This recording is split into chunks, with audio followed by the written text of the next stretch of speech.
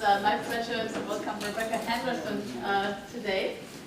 She comes to us from Harvard University, where she's with John Natty McArthur University professor. And Rebecca spent a lot of time in Cambridge, Mass. She started out oscillating between Harvard and MIT. She started out as a Bachelor of Science in mechanical engineering, then got her PhD at Harvard in business economics. Then was a professor, moving up through the ranks at MIT again. And since 2009, I believe, has been at Harvard, where she's now at HBS. Her research looks at organizational change, strategic and organizational change in large organizations, and more recently applied to, with a focus on energy, climate change, and sustainability, innovation policy, and the economics of technological change. She's teaching a very interesting course at HBS, has become very, very popular, on basically rethinking capitalism, reimagining capitalism, and I believe her remarks to us today come in part from dealing with students on that very important topic. So please help me in welcoming Rebecca.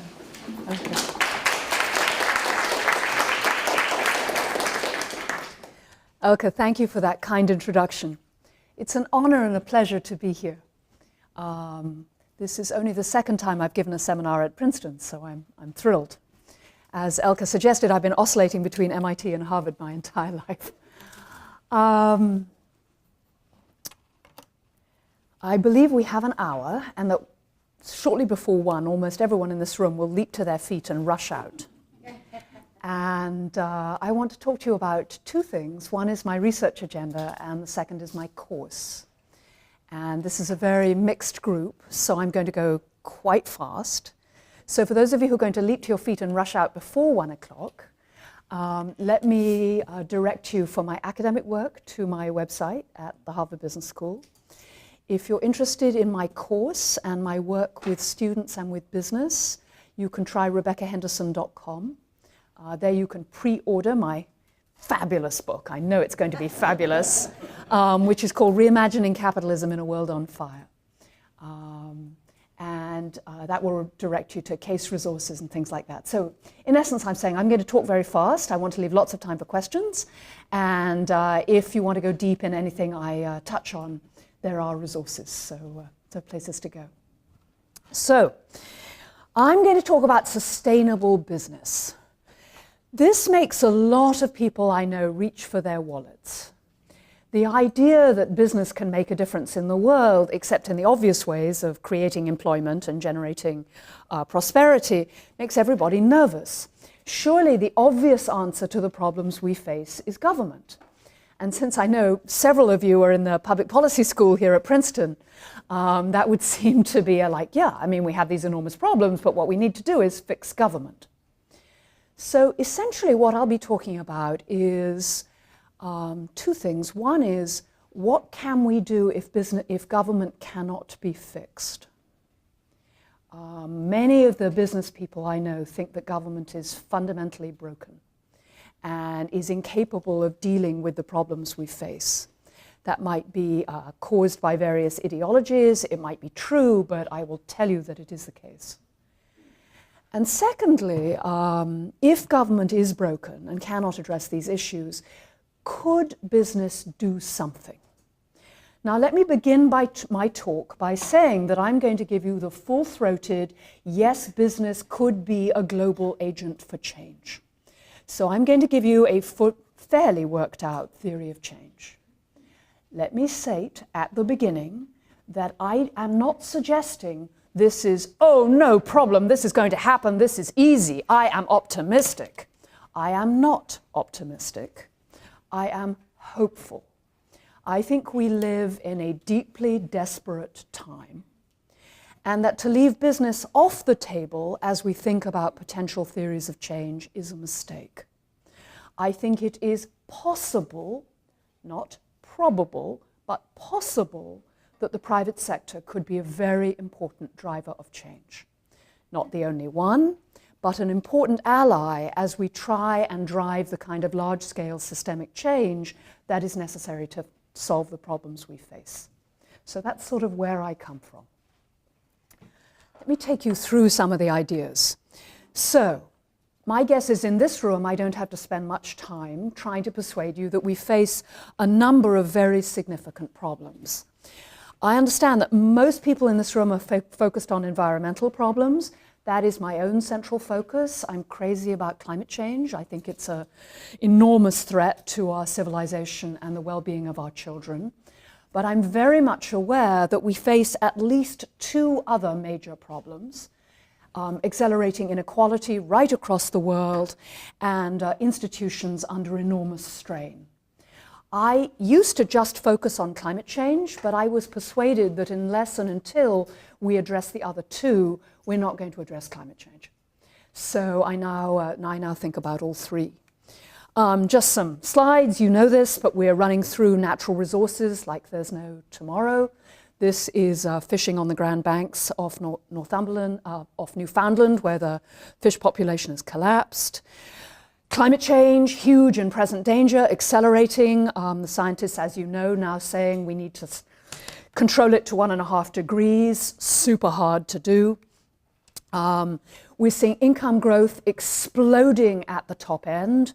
So nearly all the income growth in this country for the last 20 years has gone to the top 10% and overwhelmingly to the top 0.1%, creating all kinds of social frictions. Top wealth shares, so the wealth of the top 1%, that's the red line. The top 1% in the US now own 40% of the wealth in the US.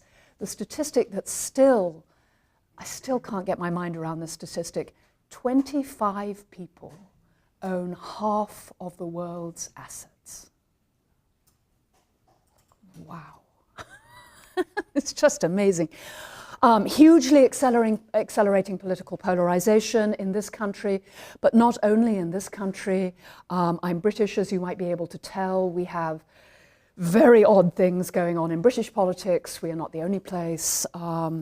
So institutions not working in the way that we thought they were. A common narrative that the elites have basically used neoliberalism to plunder the planet for themselves and keep the wealth for themselves. And that now something has to be done. This is Brexit. This is Charlottesville. This is the other thing that's coming down the pike at 500 miles an hour.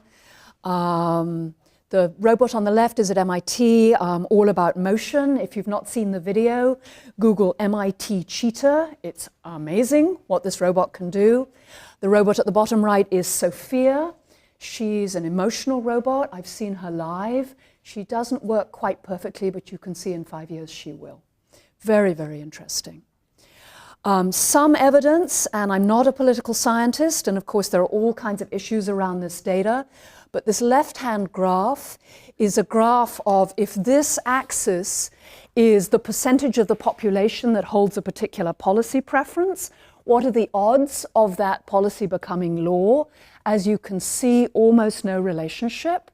If you look at that data for the elite, if the elite want the policy, it becomes law. Again, all kinds of issues in this sort of data, but certainly the perception that large swathes of politics have been captured by the elite and other portions of the society feeling that the elite are pushing policies on them like immigration, like gender rights, like climate change, that they don't like. So widespread repudiation of the people who are supposed to be in charge. Let me be clear, and again, forgive me those of you who are political scientists, this is a business person summarizing. If I could wave a wand, I'd say fix the institutions. You want to fix climate change, give me a clear price for carbon. You want to give me equality of opportunity, give me education and healthcare. You want to rebuild the democracy, let's get rid of the money in politics, let's rebuild media, let's make participation open and fair, and let's change the normative frame. I do a lot of work here. If we have time, I will talk more about it. The easy summary is we have built a global elite that appears to genuinely believe their only moral duty is to maximize shareholder value. This is not legally correct. I believe at the current moment is not consistent with the underlying normative values of capitalism, but it is driving some very negative behaviors. So I think changing that normative framing is critical. We can talk more about that if you're curious. So how do we get there from here? This is a very simple change framework that I found helpful. H1 is where we are now, burn the fossil fuels. That's what we need to do, world in crisis. H3 is a viable world. What could we build? What would a fully regenerative economy look like? I am overwhelmingly focused on this middle bit, Horizon 2, which is how on earth do we get there from here? This stems from the fact that I spent the first 20 years of my life studying innovation. My life, interesting Freudian slip. The first 20 years of my academic career studying innovation. I was the Eastman Kodak professor at MIT. That's what I studied. Large firms who seemingly could not see change happening. I was with Nokia when Apple first emerged, trying to persuade them to respond. So I'm very interested in transition. Doesn't have to be perfect. It's very important that people think about H3 and imagine what a fully regenerative economy would look like.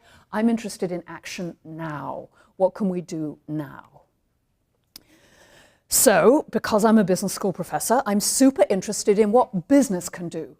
So about 10 years ago, I helped edit a book called Accelerating Energy Innovation, Insights from Multiple Sectors. We pulled together some of the best economic historians, and we asked them to write histories where there had been major systemic transformation. And write me a history of how that happened so that we can learn what might support the energy transition. I can say, because I didn't write most of this book, that it is an excellent book. If you're looking for good histories of what really drove innovation in chemicals, in biotech, in IT, in computers, in internet, it's well worth picking up. The chapters are great. What did we learn from this? We learned 3 things. No big surprise. Invest in publicly funded R&D at scale. Ensure there's room for entrepreneurial entry, so nothing moves incumbent firms like entrepreneurial entry. And create demand. If you look, for example, at the early history of the computer industry in this country, it was overwhelmingly driven by demand for the Department of Defense. So I got absolutely obsessed with this question. Why are private sector leaders not pushing for a price on carbon? Climate change is a very significant threat to the stability of supply chains worldwide. It's a threat to political stability. Carbon price would be the perfect policy. It would be gradated. It would drive innovation. You could phase it in. Why were business leaders not advocating for sensible public policy? 10 years later, I know a great deal about the answer to that question. But in many ways, the research I've been doing can be understood as an argument about why business should be advocating for transparent institutional reform. So where we're going is a theory of how the private sector could possibly play a significant role in supporting the introduction of exactly the kinds of policies that many people in this room push for. Now, you should know that this is a very controversial idea. When I was trying to find a publisher for my book, I met with a senior editor at one of the big publishing houses in New York, and he looked at me and he said, "Rebecca, business saves the world. Are you crazy? Do you read the papers?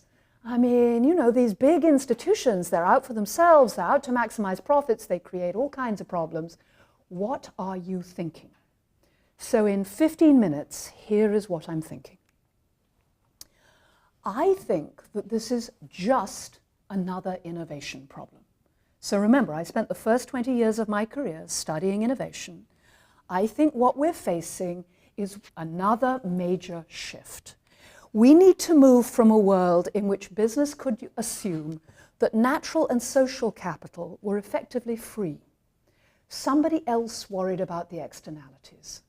There was infinite clean atmosphere, infinite clean water, infinite topsoil. Somebody else ran the rules around the society.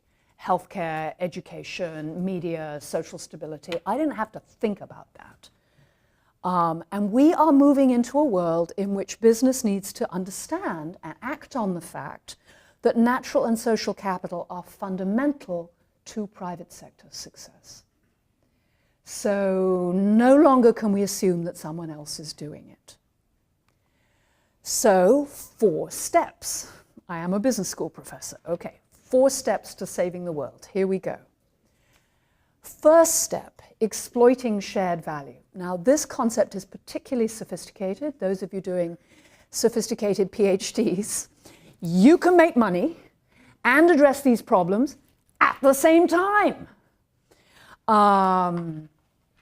Nice idea.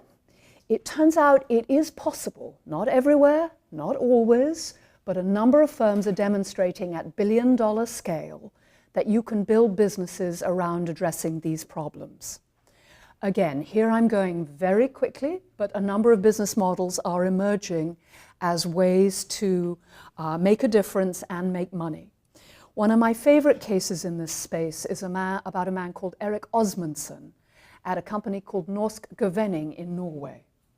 Erik bought Norsk Gevinning about 10 years ago, thinking that he could use the waste industry as a stepping stone to building the circular economy.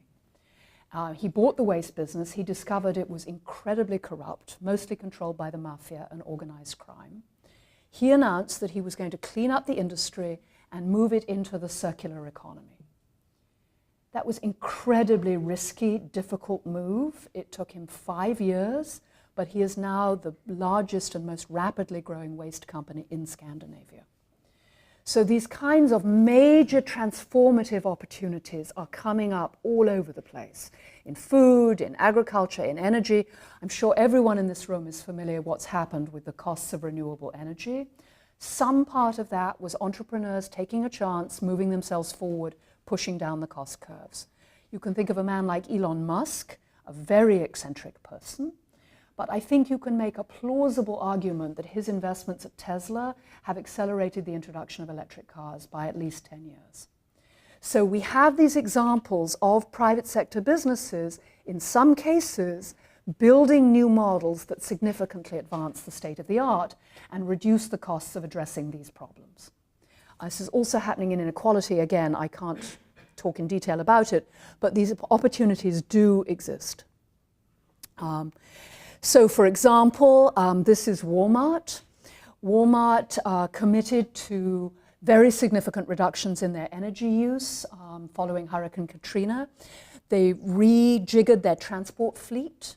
They took $1 billion to the bottom line every year. Very large sums of money. And one of the effects of companies like this doing this is they start pushing everyone in their supply chain. Everyone else looks at them and says, okay, we can make the change, we can save money. So they have follow-on effects. This is the Empire State Building. You can, again, it depends who you talk to, but rates of return on improving energy conservation can be as high as 15–16%.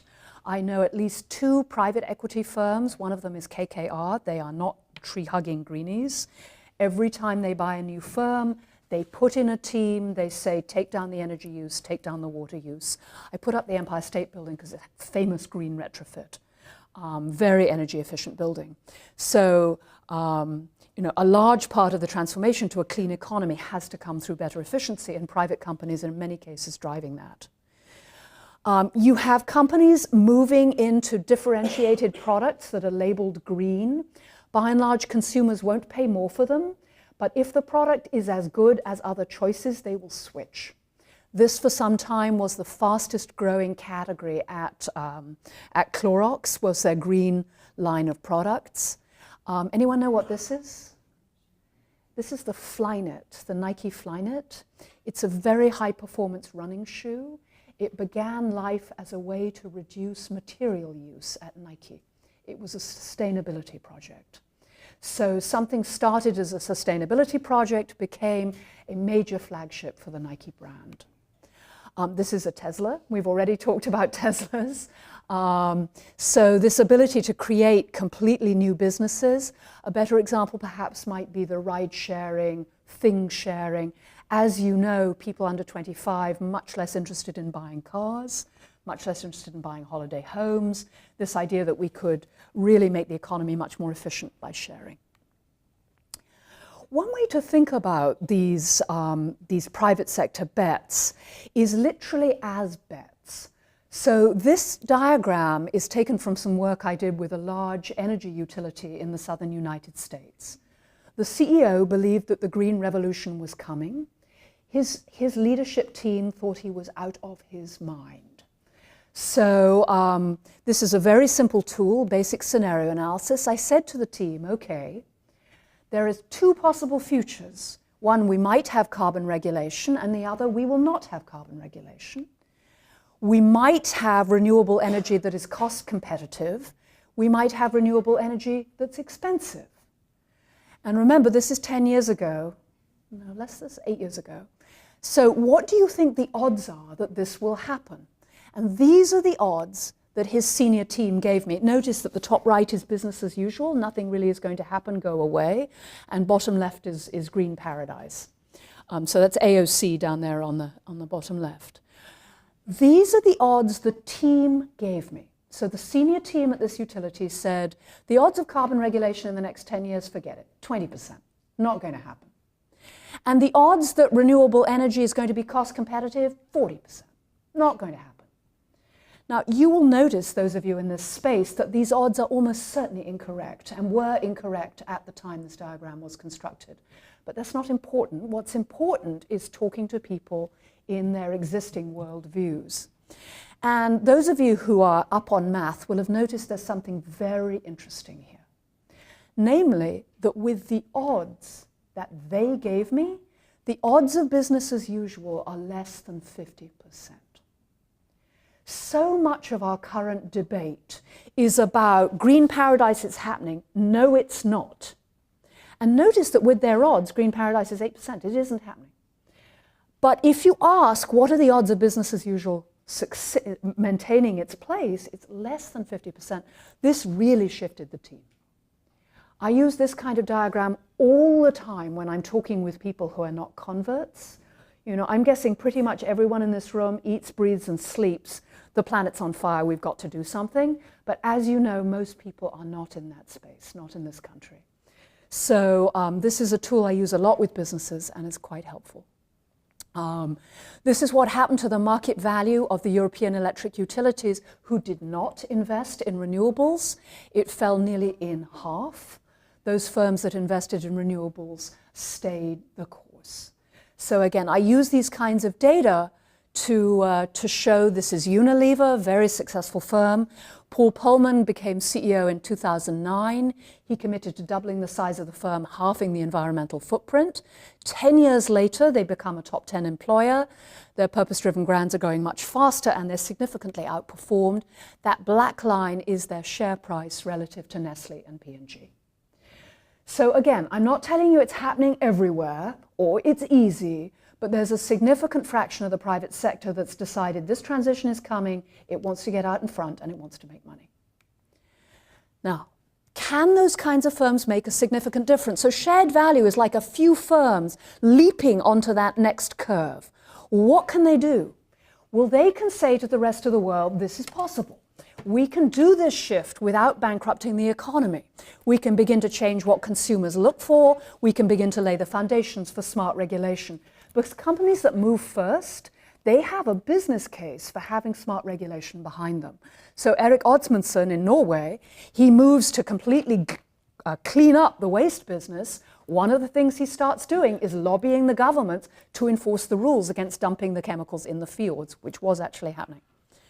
So the shared value can be extremely powerful. It is, of course, not enough. There are many problems you cannot build a private sector business case. In inequality, this is most obvious, very serious redistribution. It's hard to build a business case, particularly for individual firms. I work with a lot of firms that are trying to raise their wages and looking at the productivity benefits that come from that, but it's tricky. And maybe climate change is a problem where individual firms can do individual pieces, but we have to have global regulation if we're really going to address it. So, no problem. Let's go to cooperation. Let us build cooperation. Now, I'm a little bit nervous doing this sector of the presentation in front of Elke, who has written an entire book on solving the prisoner's dilemma and what it takes. But essentially, what you're seeing is a lot of firms getting together and saying, tell you what, I won't throw the stuff in the river if you don't throw the stuff in the river. I will use sustainable palm oil if you use sustainable palm oil. So, for example, at one stage, 67% of the world's palm oil was covered by, of the world's traded palm oil was covered by sustainability commitments. That was the Consumer Goods Forum getting together. It was literally, because I've talked to the people involved, 20 CEOs of the world's largest companies in a room looking at each other saying, we have to stop deforestation. We have to stop it in palm oil, we have to stop it in beef, we have to stop it in sugar and cocoa. If we all agree to act, none of us will be at a competitive disadvantage. So classic cooperative equilibrium, right? This is, mainlining Elinor Ostrom. Yes, we can maintain the irrigation works. We can maintain the lobster population in Maine. We just have to self-police. And you're seeing coalitions attempting to do this in apparel, in the apparel supply chains, in mining, in cocoa. There are hundreds of these, right, of firms trying to get together and make things pre-competitive. Those of you who study human rights, the attempt to use the UN Global Principles as a way to coordinate action. So what's the good news about this? The good news about this is it really makes people focus on these problems. So in palm oil, which is a story I know a little bit about, the firms started working together. They told their suppliers they would only buy sustainably grown palm oil. They succeeded in driving very significant change among many of the big growers. So that was great. What's not so good? Well, what's not so good is that these kinds of coalitions are not very stable. When I told the leading historian of self-regulation in business, Ed Ballestein, that I thought self-regulation would be a major step in helping to save the world, he burst out laughing. So it's very hard to make these coalitions stable. Firms have temptations to defect. It's hard to impose sanctions. So what are we going to do? No problem. Let's rewire the capital markets. So one way in which we could have a stable coalition is if our investors insist. So as you may know, there are two important shifts going on in the capital markets. One is the increasing focus on ESG, environmental, social, and governance metrics. So about a third of the world's invested capital, that's roughly 31 trillion, is insisting that the firms in its portfolio report against environmental, social, and governance metrics. And the hope is that if everyone has to report and the investors are looking, that everyone will make the shift. So Climate Action 100, for example, is an effort that enlists $31 trillion worth of capital to focus on the 100 largest carbon emitters. It was spearheaded by an NGO called Ceres, where you should know I am on the board. And basically, it's the investors going to all the big fossil fuel emitters and saying, what is your plan? We are worried that what you're doing is going to destabilize the entire economy. We own a third of the world's economy. We want you to fix this problem. So a lot of, other investors saying, I'll only invest in you if you report these kinds of metrics on ESG. So trying to use the providers of capital to shift private sector behavior. The other action that's going on in the capital markets is the so-called universal investors. So a universal investor is someone who is so big that they basically have to own everything on the planet. One example is the Japanese government pension fund. So the Japanese government pension fund owns 1.6 trillion in assets. It's 10% of the Japanese stock market, 1% of the world's stock market, a lot of the bonds. The director of the GPIF, a man called Hiro Mizuno, who is amazing, has told everyone But he has to pay Japanese pensions for the next 100 years. And if we burn the planet, he cannot pay those pensions. We have to fix the climate change problem. Some of you may have noticed a man called Larry Fink. How many of you have heard of a man called Larry Fink? A few? Larry Fink runs a firm called BlackRock. BlackRock is an asset manager. They control $6 trillion in assets. That's about 6% of nearly every firm on the planet. He has announced that firms need to have a social purpose. The first time he did that, CEOs started calling me and saying, he's got to be kidding, right? My job is to make money. What on earth is he doing? What is he doing? He thinks these externalities are going to destabilize the entire world's economy. They have to be fixed. If you own everything, climate change, institutional change, inequality are not externalities. They are real threats to the value of your portfolio. So you think, okay, maybe this is okay. Maybe this is making progress, but we're not there yet. And no, we're not there yet, because relying on the very rich to fix the problems of inequality seems a bit of a stretch. So what do we have to do? No problem. Let's just rebuild politics. We need to rebuild inclusive political institutions. That is the overwhelming imperative of our time. And I spend a fair amount of my time with senior business people explaining the difference between inclusive and extractive institutions, explaining that inclusive institutions are much better for business, explaining that yes, there's a collective action problem, but it has been addressed before. To be fair, usually at moments of extreme crisis. So if we think of the New Deal, government and the role of some elements of the private sector in support of the New Deal, if we think of what happened in Germany in 1945 and the large German business associations going to labor and saying, let's not do that again, let's try something different. You think of Denmark in 1895, you think of Mauritius in 1968. There have been times when the private sector has played a significant role in rebuilding institutions. I think we are approaching a similarly difficult moment. I think it's possible that a significant segment of the business elite may decide that inclusive institutions are in their interest. For example, a group at the Harvard Business School has recently founded a group called Leadership Now. Leadership Now is actively advocating for improvements to the electoral rules in the United States and into the conduct of the electoral process. They are explicitly bipartisan, but it's all about let's make sure we have a real democracy where the policy preferences reflect the preferences of the democracy rather than of the rich. So, no problem. Business saves the world. Step one, shared value. Show that you can make money by addressing these issues.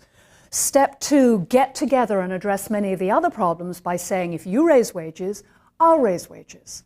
I don't know how many of you noticed when Jeff Bezos raised the minimum wage for his lowest paid employees, he tweeted it out.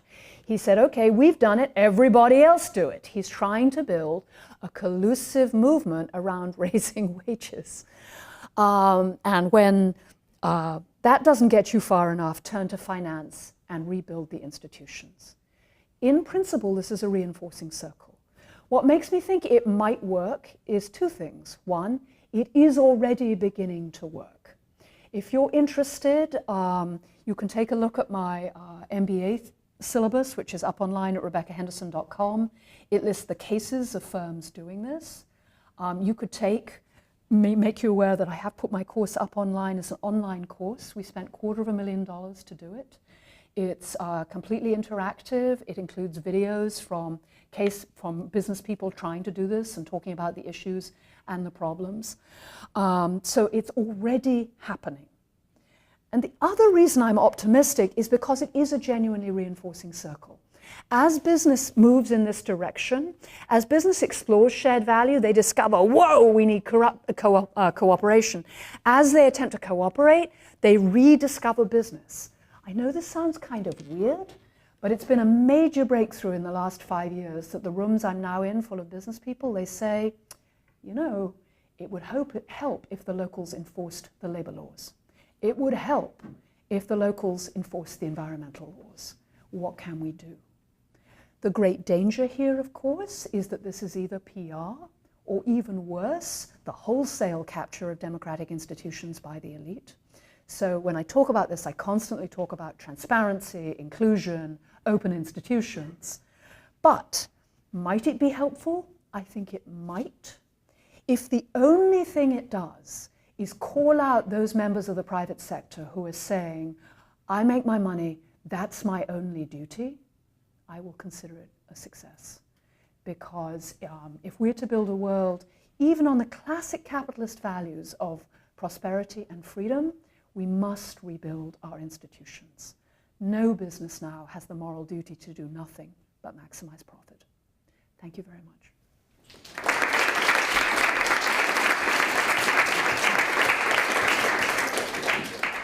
Okay, so we have some time for questions. Questions at the front. So it's very interesting. It was all convincing to me except the last argument. Entirely unconvincing. There's a notion that business is called rebuild institutions. And mentioning the New Deal, it wasn't business that created the New Deal. It was the social movement which they fought tooth and nail until they were defeated so badly in elections they had to turn around. They're not going to. They're not capable of rebuilding institutions. They don't want to get incentive to do so. They don't have the ideology to do so. That's going to be done by a movement that is anti-business. So let me tell you what I really think. What I really think of is it would be hugely helpful if we could persuade some fraction of business to get out of politics, to decide that spending enormous amounts of money to change the rules in their own interest, which is a great profit-maximizing strategy, is actually bad for all of us. That's my goal. So when I say rebuild institutions, I mean get out. Active opposition to labor representation. I would love to try and persuade a significant share of business that that was an actively bad idea. And so, absolutely, I've read some of the histories of the New Deal too. I'm thinking of those few progressive business people who did play a role initially in the FDR administration that did try and persuade some of the other business people that like just pull back if you can. So, and if you think about the business elite coming out of World War II, much less objection to the major social programs after the war. So that's where I'm going, is inclusive institutions are vital to your continued health. You are actively participating in the generation of extractive institutions. You must stop. That's where I'm going.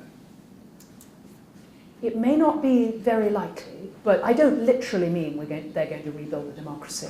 But if they can understand that someone should rebuild the democracy and they should stop getting in the way, that would be real progress. That's where I'm going. Yes. Thanks. It was really enjoyable. One of the things you said right at the beginning caught my attention. So you said that you think climate change is civilizational risk.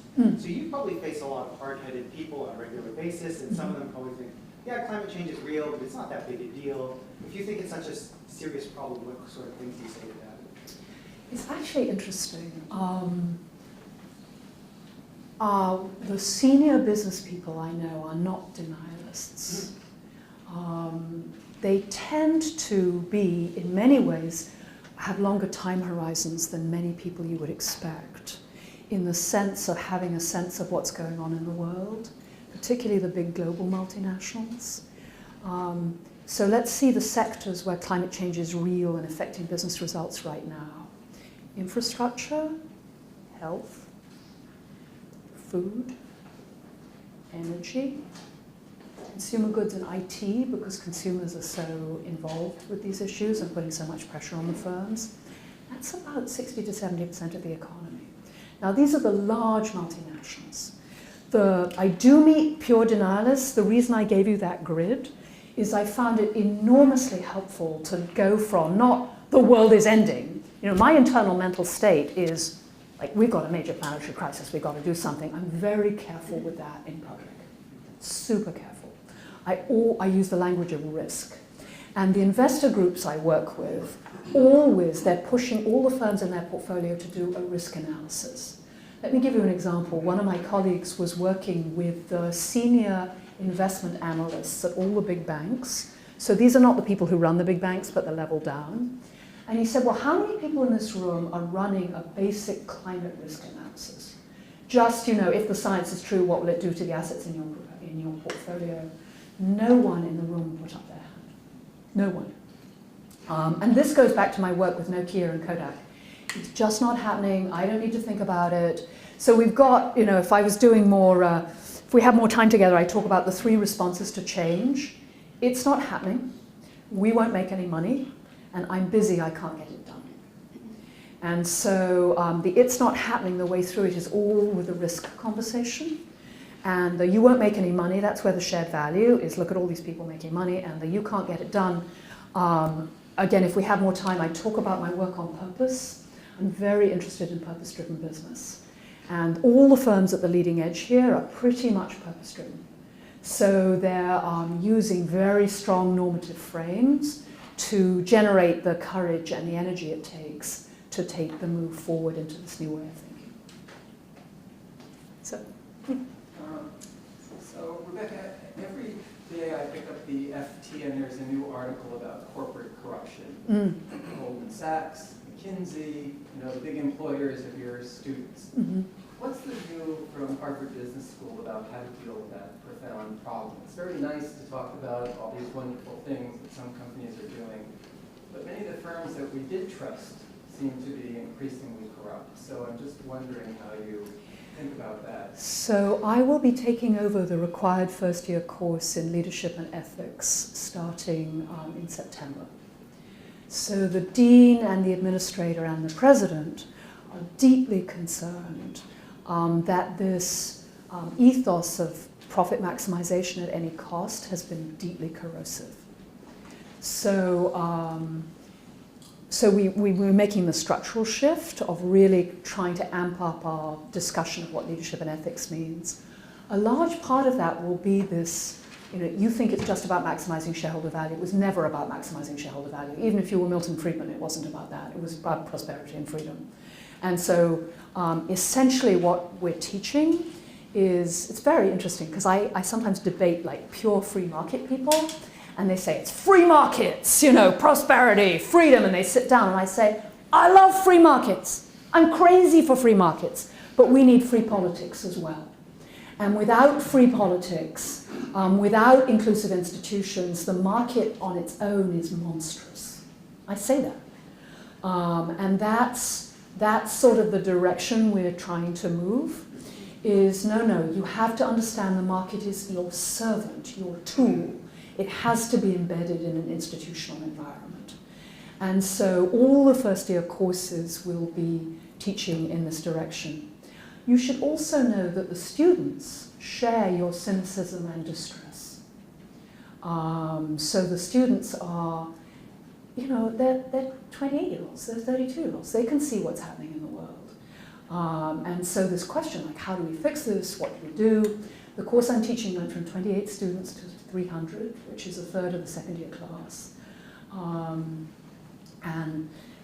this is what we're trying. Is just as after Enron, we really doubled down on, here's your responsibilities. We feel this is a crisis moment. So the reason my course is up online, and we spent $250,000 to put it up, is, no, we really need to make a difference in this area. That said, to Bob's point, the forces we face are immense and deeply entrenched. This is why I began the talk by saying, I'm not like, oh yeah, I got the 9 steps, we're there, I'm optimistic. Absolutely not. But to the degree that everyone in this room has picked something and they're working on it and they're trying to, this is my thing, is the purpose of the corporation is not to make money, the purpose of the corporation is prosperity and freedom, and that means a price for carbon and investment in social capital and a strong democratic system. So that's where we're going. If externalities are not priced, the market is not free and fair. It's very basic stuff. Yes? Hi. So Thanks for the talk. I enjoyed it a lot. I agree with your general idea that we shouldn't exclude businesses as a potential solution to address climate change. And I agree that you have to incentivize and convince them they should be acting more in the long run and looking at global problems. But I was just still curious about like some of the examples that you gave to illustrate this concept of shared value. This is Michael Porter's like win-win kind of situation. And the example you gave was of Tesla, which has only had like 3 profitable quarters in its entire history from 2008 to 2018. And despite the introduction of the Model T and 1 profitable quarter last year, it ended with almost $1 billion of losses. And so how do we convince firms to actually keep I think it's working to promote environmental objectives and promote innovation, but it's not working for the firm's history and if somebody's answerable to their shareholders. So Tesla is very much an outlier. As you know, the stock price is still relatively high, so the investors believe they will come through. The careful cross-sectional studies that have been done on the relationship between performance against ESG metrics and financial metrics for many years found that there was no disadvantage to behaving well. It was hard to find that there was an advantage. As ESG metrics have become more refined, and so now we're focused on more material metrics. So these are the metrics that in any particular industry you'd think would be linked to financial performance.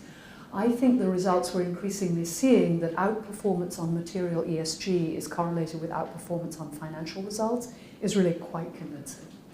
And this is,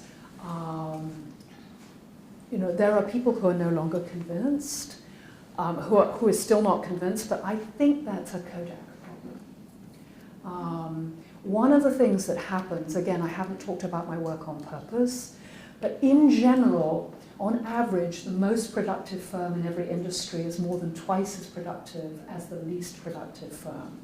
So this is the result of Chad Syverson in Chicago, and John Van Reenen and Nicholas Bloom. And we're seeing that this difference in productivity is correlated with difference in adoption of leading-edge management practices. What drives adoption of leading-edge management practices? Huge debate. That's what my pointy-headed academic research is about. I am convinced that at least some of that difference is driven by what we might call purpose or meaning or engagement. And what these firms who are saying, look, the world is on fire, come to work for us, we can make a difference, are doing, are pulling all the top talent out of the labor market.